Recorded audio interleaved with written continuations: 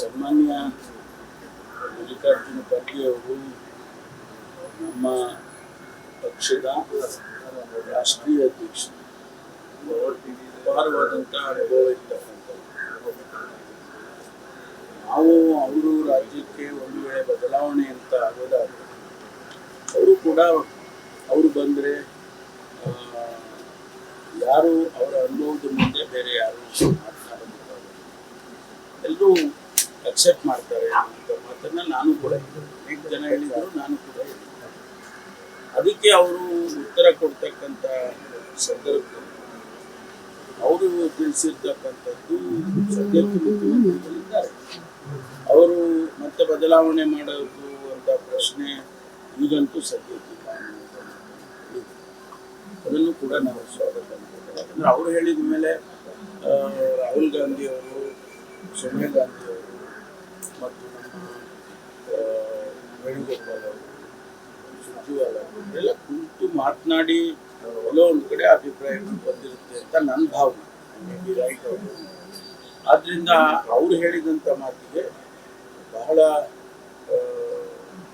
ಪ್ರಾಮುಖ್ಯತೆ ಇರುತ್ತೆ ಅಂತೇಳಿ ನಾನು ಅದರಿಂದ ಅದು ಅಲ್ಲಿಗೆ ಮುಗಿಯುತ್ತೆ ಸದ್ಯಕ್ಕೆ.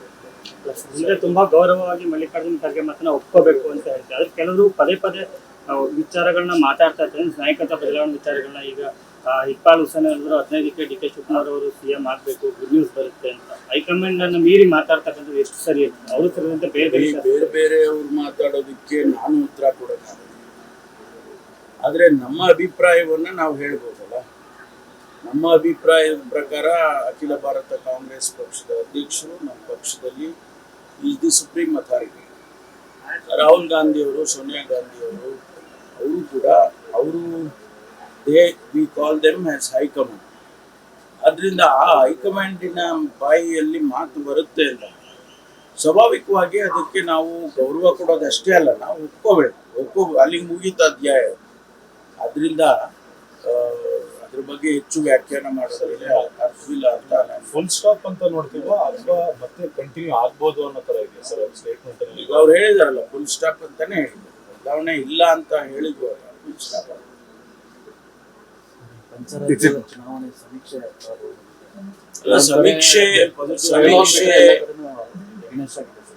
ಅಲ್ಲಲ್ಲ, ಸಮೀಕ್ಷೆ ಒಂದೊಂದು ಬಾರಿ ಹೇಗಾಗುತ್ತೆ ಅನ್ನೋದು ನಾವು ನೋಡಿದ್ದೇವೆ. ಗ್ರೌಂಡ್ ರಿಯಾಲಿಟಿನೂ ನೋಡಿದ್ದೇವೆ.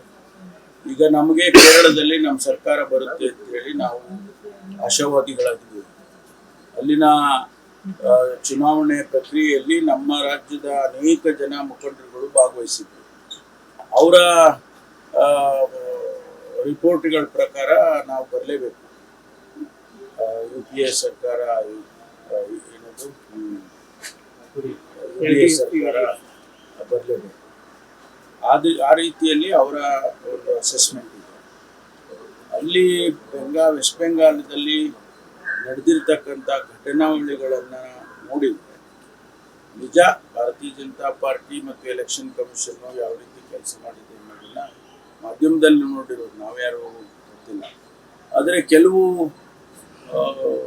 ಅಧಿಕಾರಿಗಳು ಇಲ್ಲಿಂದ ಅಬ್ಸರ್ವರ್ಸ್ ಆಗಿ ಹೋಗಿದ್ದಾರೆ. ಅವ್ರುಗಳನ್ನು ನಾವು ಮಾತಾಡ್ಸಿದ್ವಿ, ಏನ್ರಿ ಏನೋ ನಡೀತಾ ಇದೆ, ಏನು ನಡೆಯುತ್ತಪ್ಪ, ನೀವು ಹೋಗಿದ್ರಲ್ಲ ಹೇಗೆ ಅಂತ. ಅವರು ಇಲ್ಲ ಸರ್, ಮೇಡಮ್ ಅವರು ಅವಕಾಶ ಇದೆ, ಬರೋ ಸಾಧ್ಯತೆ ಇದೆ ಅಂತ ಕೆಲವರು ಹೇಳಿದ್ದಾರೆ. ಕೆಲವರು ಮಿಕ್ಸ್ಡ್ ಫೀಲಿಂಗ್. ಅದರಿಂದ ನಮಗೆ ಗ್ರೌಂಡ್ ರಿಪೋರ್ಟ್ಸು ಹೆಚ್ಚು ಸಿಗದೇ ಇದ್ರು ಮಾಧ್ಯಮದಲ್ಲಿ ಬರ್ತಕ್ಕಂಥದ್ದು, ಅವ್ರು ಮಾಡಿರೋ ಕೆಲಸಗಳು, ಅವರ ಜನಮನ್ನಣೆಯನ್ನು ಗಳಿಸಿರುವಂಥದ್ದು, ಅದನ್ನೆಲ್ಲ ನೋಡಿದ್ರೆ ಮತ್ತೆ ಅವರು ಅಧಿಕಾರಕ್ಕೆ ಬರ್ತಾರೆ.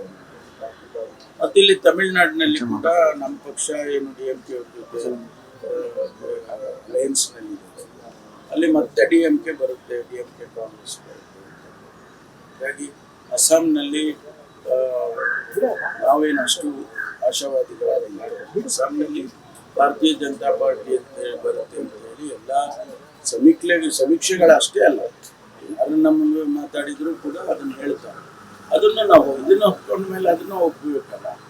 ಹಾಗಾಗಿ ಅಂಥ ರಿಪೋರ್ಟ್ಸ್ ನಮಗಿರುವಂಥದ್ದು. ಎಕ್ಸಿಟ್ ಪೋಲ್ ಅವರು ನಾವು ಈ ಸರಿ ರಿಸಲ್ಟ್ ಕೊಡಕ್ ಆಗೋದಿಲ್ಲ ಯಾಕಂದ್ರೆ ವೆಸ್ಟ್ ಬೆಂಗಾಲ್ ಅಲ್ಲಿ ಚೆನ್ನಾಗಿ ಮಾತು ಆಡ್ತಿಲ್ಲ, ಈ ತರ ಪರಿಸ್ಥಿತಿಯಲ್ಲಿ ನಿರ್ಮಾಣ ಆಗಿದೆ, ಭಯದಿಂದ ಇರ್ಬೋದು, ಗೊಂದಲದಿಂದ ಇರ್ಬೋದು ಅನ್ನೋ ದಾಟಿಯಲ್ಲಿ ಅಲ್ಲ, ಈಗ ನಾವು ವೆಯ್ಟ್ ಮಾಡಿ ನೋಡೋಣ ಕೆಲವೇ ದಿನಗಳ. with respect to the statement made by Mallikarjuna Kharge yesterday, he has claimed that the Chief Minister's post isn't vacant and there is no such talks as of now. And even if it is there, it will be on a later date. How do you see this? Shri Mallikarjuna Kharge ji is the head of our party in the country.